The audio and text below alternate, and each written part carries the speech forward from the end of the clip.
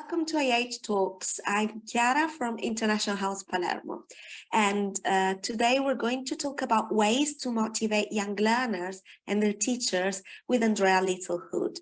So the general topic of this talk is ways to help YLs to make progress in a memorable and motivating environment. So Andrea is going to tell us all the ingredients to make this happen. Thank you, Chiara. As you said, I'm Andrea from International House Madrid, and really this is based on a talk I gave at the WILES conference, as you know, and I'm really keen to think about the world of younger learners and what really motivates them. Basically, as we're all working in our schools, we want our children to continue year after year, and we often hear you know, the fact that it's their parents signing them up, and I'd like the motivation to come from our own younger learners.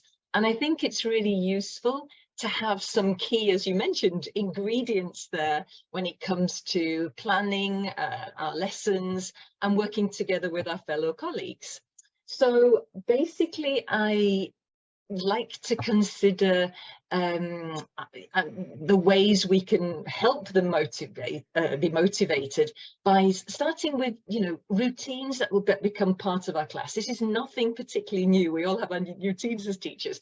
But basically, I want, as part of those routines, I think it's good to have an element of choice there. So, for example, if a child's world is full of vocabulary that's not in their course book or key core vocabulary, that we allow them to have that, then they have ownership of that vocabulary. My little, for example, 5-year-olds love the word, you know, was it now bow for their hair? Or another child loved the word brace because his older brother had a brace. So, you know, there are certain words like roller coaster that may not come up in their course book, but it's great that they can do that. And then keeping that vocabulary going, the kind of vocabulary that crops up, whether it's, you know, reintroducing post-pandemic our vocabulary cards or using them in games. It might sound obvious, but the idea of choice, whether it's choosing vocabulary or even kind of choosing one of the songs from their course book to start the lesson and having a bit of a system where they can decide what to choose or which child chooses today. I think even, you know, apart from the idea of choice, the idea of, you know, providing tasks, activities that will help them become more confident and therefore more motivated. So task repetition, whether it's a little chant that you might have, or even, for example, the idea of challenge. Now, I love the fact that, you know, you can bring the world into their classroom. So challenge could be perhaps a visual about something that's happening in your own town, village, or city. I mean, in my case, in Madrid, you know, we have lots of kind of posters going around. There may be a really important conference with dignitaries from all over the world coming, but actually, if you explain that into the class, or let's decide what's going on here, then they feel that, you know, it's they're learning not just English, but about the world around them, which is a key point of any language learning for younger learners now. And basically, you know, I think as well that the idea of challenge could also be helping them see that they're making progress. They may enjoy coming to our classes. It's because they're with their friends or because they like the teacher, but I think they need to see that they're learning too. So if you, as I mentioned before, with task repetition, this helps them see, oh, I could do that better. Or if you're playing a game, let them know why you're playing it and let them see that, oh, you can do this better. And I think challenge also focuses on them and their behavior, because let's be honest, it can be quite tough for some children to focus, whether it's lunchtime or after school, after a long day at school. And I think we need to guide them as well to give them variety in their class, to let them use the classroom space, and also to provide systems within the school to reward them for their good behavior, to guide them with steps. You know, we have a smart targets system for children who really do need extra support, to give them objectives that they can actually accomplish, that they're going to be achievable in a certain time limit. And I think this kind of guides them a lot to doing their best. And it's not easy as a teacher, is it? I think we need to really make sure that we work together with our colleagues and with our director of studies, and to have a system in place as well. Yeah, so the element that connects all of the dots that you're putting on the plate is probably the element of personalization. So you're talking about incorporating surprise and challenge, but also to incorporate elements that are close to the world. So absolutely. And I think not.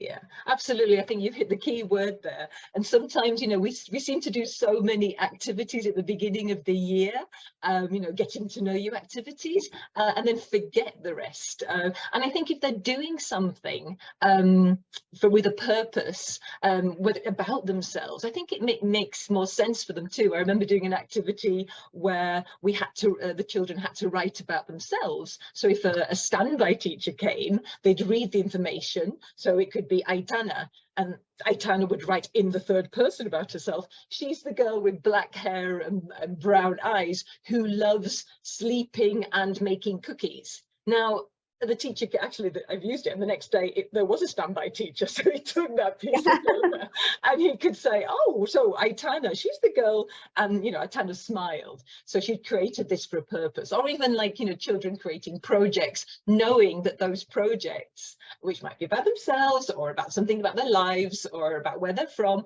and that's going to go to another person. If any new teacher comes to IH Madrid, I might say, can you have a look at this, and show that it's, you know, it's been read by another teacher, and I'd encourage that teacher to get back, you know, thank you very much, I didn't know this, what we do in Spain at Christmas, kind of thing. So definitely also something to be proud of for the YL. One absolutely. thing I would like to mention, because I was at your talk at the YL conference, and what I found particularly interesting is that, of course, the YLs are the core of your interest, but you also give attention to teachers and how they also should be engaged and motivated. Yeah, I think you've really hit on the key question there, because the things can be memorable. We're all speaking about the children, but I think teachers need to really stop and think and make sure that they, you know, can see the positive points from their own classes, and that really depends on the kind of atmosphere you have in your school. And you know what I really like is the fact I mentioned in the conference that, you know, if something has been noticed by your director of studies or a colleague, that's passed on for, you know, for good practice. And I remember, you know, there may be a child that's been with us for years but has left, and we've got like a thank you note from the mother, but you know, my director of studies might have passed on that information to all the previous teachers. And I think, you know, that and really helps when it comes to the extra bits that we all do as teachers, you know, whether we're taking part in a school competition, which might be, or an activity which might even be at a weekend.